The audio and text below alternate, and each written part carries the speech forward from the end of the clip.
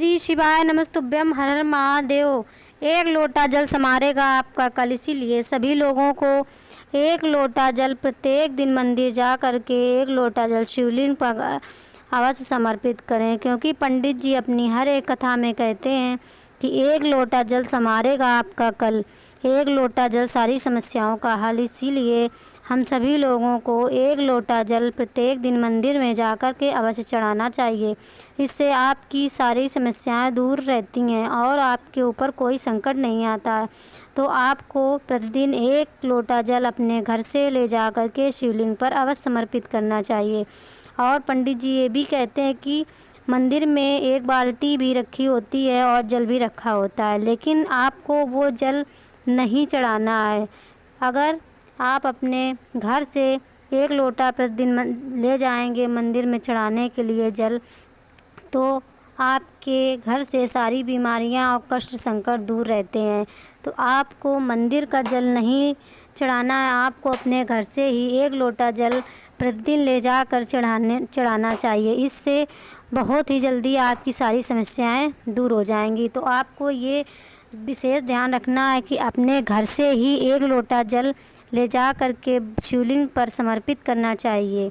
तो आपको ये विशेष ध्यान रखना है कि जो मंदिर में बाल्टी में जल रखा रहता है, आपको वो शिवलिंग पर नहीं समर्पित करना है। जो आप घर से लेकर एक लोटा जल जाते हैं वही शिवलिंग पर समर्पित करना है। तो आपको दोस्तों ये विशेष ध्यान रखें कि आप घर से ही एक लोटा जल ले जाएं। और जब आप एक लोटा जल प्रतिदिन बाबा के मंदिर में आपके घर से जाएगा तो आपके घर परिवार पे जो संकट होगा वो भी टल जाता है। तो आपको घर के इतने सदस्य होते हैं तो एक सदस्य को प्रतिदिन मंदिर अवश्य जाना चाहिए। तो आपको ये याद रखना है कि प्रतिदिन एक सदस्य को अपने घर से एक लोटा जल बाबा पर समर्पित करना है। कोई बड़ा संकट या बीमारी आपके ऊपर कभी ना आए, इसके लिए दोस्तों आपको एक उपाय हफ्ते में रोज़ प्रतिदिन अगर आप ना कर पाएँ तो आप हफ्ते में एक दिन अवश्य करें। अगर आप हफ्ते में एक दिन ना कर पाएँ तो महीने में तो अवश्य करें। एक दिन सोमवार को या प्रदोष को या सोमवार की अष्टमी को, जब भी आपका मन हो तो एक महीने में एक बार ही करना है। और अगर आप हफ्ते में करना चाहते हैं तो सोमवार के दिन आप कर सकते हैं, प्रदोष के दिन कर सकते हैं, तो इसका फल ज़्यादा मिलता है। इसीलिए आप ये सारे उपाय सोमवार या प्रदोष या सोमवार की अष्टमी को अवश्य करना चाहिए। तो दोस्तों बहुत ही ध्यान से वीडियो सुनना। एक लोटा जल और उसमें दूध मिला करके 5 काली मिर्च ले जा करके अपने घर से अगर आप शिवलिंग पर समर्पित कर देते हैं तो कोई बड़ी से बड़ी बीमारी भी टल जाती है और जिसको बीमारी होती है वो भी समाप्त हो जाती है। तो आपको ये विशेष ध्यान रखना है। अभी सावन आने वाला है तो आप ये उपाय सावन में भी कर सकते हैं। तो आपको ये विशेष ध्यान रखना है कि सोमवार के दिन आपको 5 काली मिर्ची लोटे में डाल कर शिवलिंग पर समर्पित करना है और एक बेलपत्र भी समर्पित करनी है, क्योंकि एक बेलपत्री सावन में अगर बाबा पे समर्पित कर देते हैं, अगर आपके पास बेलपत्री ना हो तो आप जो मंदिर में जाते हैं और बाबा के शिवलिंग पर जो बेलपत्री समर्पित हुई है उसी को बाबा से मांग करके, ऐसे नहीं उठानी है आपको।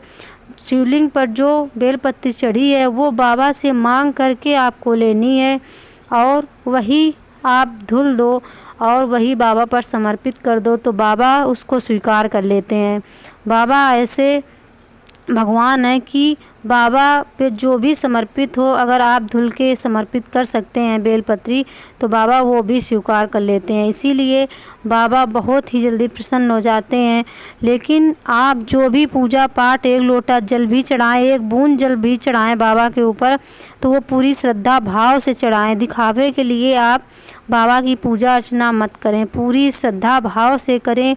तो एक बूंद अगर बाबा पर जल भी आप समर्पित करते हैं तो वो उसका पुण्य बहुत ही ज़्यादा मिलता है। तो आपको दोस्तों बहुत ही ध्यान से जो भी करें पूजा पाठ, 1 मिनट के लिए पूजा पाठ करें तो वो पूरी श्रद्धा भाव से करें और बाबा पर उतनी देर आप बिल्कुल समर्पित हो जाएं बाबा के लिए। और दोस्तों, जब भी मंदिर जाएं आप तो ये विशेष याद रखें कि बाबा को अगर 1 लोटा जल भी समर्पित करते हैं तो वो आप दक्षिण में बैठकर ही समर्पित करें, क्योंकि जब आप दक्षिण में बैठकर कोई पूजा अर्चना बाबा की करते हैं तो आपकी वो पूजा अर्चना बहुत ही जल्दी सफल हो जाती है और इसका फल बहुत ही जल्दी मिल जाता है। तो आपको ये बहुत ही विशेष ध्यान रखना है कि जब भी मंदिर जाएं, आपको थोड़ी देर अगर वेट भी करना पड़े, अगर कोई पूजा कर भी रहा है तो आप वहीं पर बैठ जाएं। और जब भी आप पूजा करें तो दक्षिण में बैठकर ही करें, तो आप देखना इसका फल बहुत ही ज़्यादा मिलता है। जब आप दक्षिण में बैठ के बाबा पर 1 लोटा जल चढ़ाते हैं तो बाबा आपकी सारी मनोकामना पूर्ण कर देते हैं। तो आपको ये विशेष ध्यान रखना है। अभी सावन आ रहा है तो सावन के सोमवार हों या प्रतिदिन सावन में अगर आप मंदिर जा पाएँ तो आप जाएं और 1 लोटा जल बाबा पर समर्पित करें, तो इसका फल आपको बहुत ही ज़्यादा मिलेगा। और आप जब भी मंदिर जाएं तो जो 1 बेलपत्री आपने बाबा पर समर्पित की है तो वो विशेष ध्यान रखें कि वो बेलपत्री आपको बाबा से मांग करके लानी है, आपको ऐसे बेलपत्री नहीं उठानी है। जब पूजा हो जाए और उसके बाद बाबा से विनती करें कि बाबा ये बेलपत्री हमको दे, और अपने घर वो बेलपत्री ले आएँ। वो बेलपत्री आप जो बीमार व्यक्ति हो उसको भी खिला सकते हैं, या आप अपने जेब में या पर्स में या आप अपनी तिजोरी के स्थान पे वो बेलपत्री रख सकते हैं। लेकिन अगर वो बेलपत्री आप खाने के लिए लाए हैं तो वो बेलपत्री आप शाम तक खा लीजिए, क्योंकि बेलपत्री वो रात में आपके यहाँ नहीं रखनी चाहिए। आपको सुबह से लेके शाम तक आपको वो बेलपत्री खा लेनी चाहिए अगर आप बीमारी के उससे लाए हों तो आपको ये विशेष ध्यान रखना है कि वो बेलपत्री रात ना हो उसके पहले आप उसका सेवन कर लें। और जब भी बेलपत्री का सेवन करें, जो व्यक्ति बीमार हो तो आप कुंदकेश्वर नाम से ही वो बेलपत्री का सेवन करें और बाबा से प्रार्थना करें कि ये सारी बीमारियां हमारी दूर कीजिए। तो देखना आपकी कितनी जल्दी आपकी सारी बीमारियां, कष्ट, संकट दूर होते हैं। बाबा अपने हर एक कथा में गुरुजी कहते हैं कि बड़ी बीमारी जल और बेलपत्री से समाप्त हो जाती हैं। तो आपको बेलपत्री और जल का सेवन प्रतिदिन करना चाहिए। जो बीमार व्यक्ति है उसको प्रतिदिन करना चाहिए। अगर वो मंदिर नहीं जा पा रहा है तो कोई भी एक सदस्य घर का, ये पड़ोस में अगर आपका कोई बीमार है, उसके यहाँ कोई नहीं है, तो आपको, अगर आप मंदिर जा रहे हैं तो आपको वो जल और बेलपत्री उसको देना चाहिए। क्योंकि आप अगर रोज़ मंदिर जा रहे हैं और जल ला रहे हैं, बेलपत्री ला रहे हैं, तो आप उसको देंगे तो वो ठीक हो जाएगा। इसीलिए आपको ये उपाय बहुत ही ध्यान से करना है। तो दोस्तों ये विशेष ध्यान रखें, जब भी सोमवार हो या अष्टमी हो या प्रदोष हो या अमावस्या हो तो आपको मंदिर में दीपक अवश्य लगाना है। ये विशेष ध्यान रखें कि मंदिर में दीपक अवश्य लगाएं। सावन के सोमवार या प्रतिदिन सावन में अगर आप एक दीपक बाबा के मंदिर में लगाते हैं तो आपकी सारी मनोकामना देखना बहुत ही जल्दी पूर्ण हो जाएंगी। इसीलिए सावन में विशेषकर आपको प्रतिदिन प्रदोष काल में एक दीपक बाबा के चौखट पर और एक बाबा के शिवलिंग के सामने अवश्य लगाएं। और जब भी दीपक लगाएं और उसके बाद आप देखना कि कितना आपके ऊपर बाबा की कृपा बनती है। तो आपको ये याद रखना है कि सावन महीने में या प्रदोष या शिवरात्रि, जो भी महीने में शिवरात्रि पड़ती है, तो आपको ये विशेष ध्यान रखना कि एक दीपक बाबा के मंदिर में अवश्य लगाएं।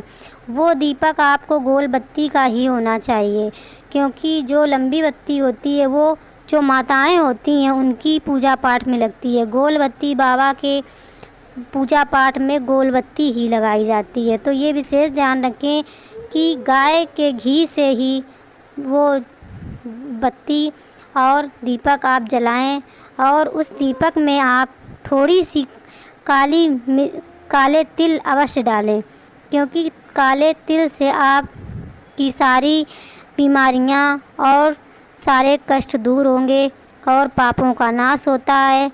तो इसीलिए आपको काले तिल दीपक में अवश्य डालें, तो धन की भी प्राप्ति होती है। विशेष ध्यान रखें कि बाबा के मंदिर में जा कर के दक्षिण में बैठ कर के बाबा का मूल मंत्र ओम नमः शिवाय का जाप आपको अवश्य करना है। 108 बार अगर आप ओम नमः शिवाय या श्री शिवाय नमस्तुभ्यम का आप जाप करते हैं तो इससे आपकी सारी मनोकामना बहुत ही जल्दी पूर्ण हो जाती हैं।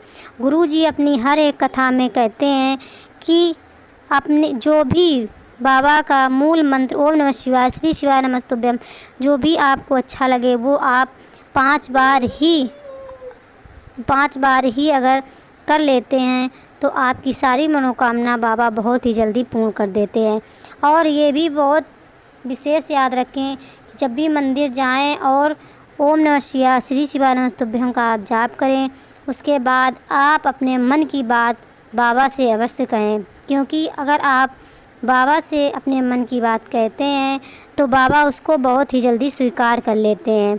अगर आपकी कोई मनोकामना रह भी जाए तो आपको मंदिर में जा कर के नंदी जी के कान में अगर आप कह देते हैं तो वो भी आपकी सारी मनोकामना बहुत ही जल्दी पूर्ण हो जाती है। अगर आपको विश्वास ना हो, श्रद्धा ना हो तो आप ये उपाय ना करें। अगर आपको श्रद्धा हो तभी ये उपाय करें और नंदी जी के कान में कहकर आप अपने घर को आ जाएं।